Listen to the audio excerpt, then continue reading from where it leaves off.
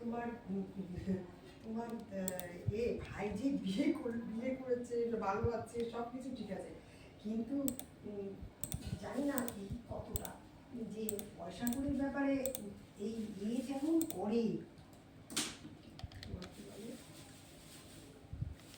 সেটা